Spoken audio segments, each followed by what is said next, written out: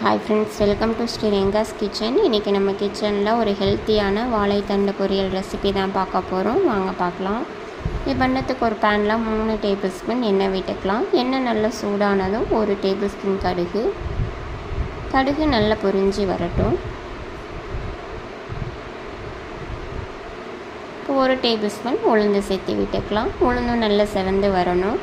நான் வாழைத்தண்டை மேலே க்ளீன் பண்ணிவிட்டு உள்ளே இருக்க நாரும் எடுத்துகிட்டு சின்ன சின்னதாக கட் பண்ணி எடுத்துருக்கேன். இப்போ இதையும் சேர்த்து விட்டுக்கலாம்.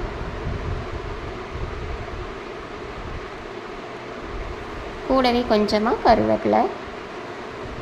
காரத்துக்கு நான் 4 பச்சை மிளகாயை நீல வாக்கில் கீறி எடுத்துருக்கேன். உங்களுக்கு காரத்துக்கு தகுந்தவாறு மிளகாய் சேர்த்து விட்டுட்டு இது ஒரு தடவை நல்லா கலந்து விட்டுடலாம்.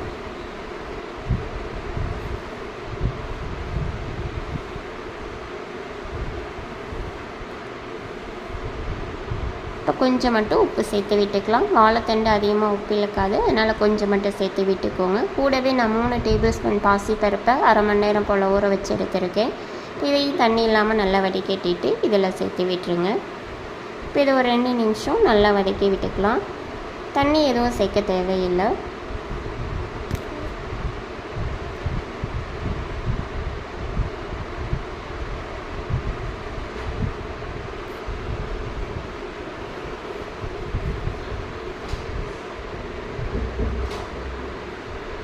இந்த ஒரு 5லேருந்து 10 நிமிஷம் வரை மூடி வச்சுருங்க. காய் நல்லா வதங்கி வரணும், அது வரை இது இருக்கட்டும். இப்போ பாருங்கள், 10 நிமிஷம் போல் ஆகியிருக்கு. பருப்பும் நல்லா வெந்து காயுமே நல்லா வதங்கி வந்திருக்கு.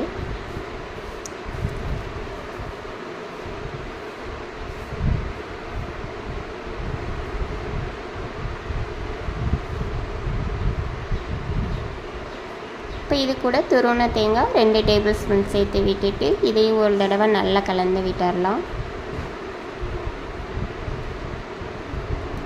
அவ்வளோதான், நம்மளோட ஹெல்த்தியான வாழைத்தண்டு பொரியல் சூப்பராக ரெடி ஆகிடுச்சு. அடுப்பை ஆஃப் பண்ணிடலாம். நீங்களும் இதே மாதிரி உங்கள் வீட்டில் வாழைத்தண்டு பொரியலை ட்ரை பண்ணி பாருங்கள். உங்களுக்கு இந்த வீடியோ பிடிச்சிருந்தா ப்ளீஸ் லைக் பண்ணுங்கள், ஷேர் பண்ணுங்கள், கமெண்ட் பண்ணுங்கள், மறக்காமல் சப்ஸ்கிரைப் பண்ணுங்கள். தேங்க்யூ ஃபார் வாட்சிங்.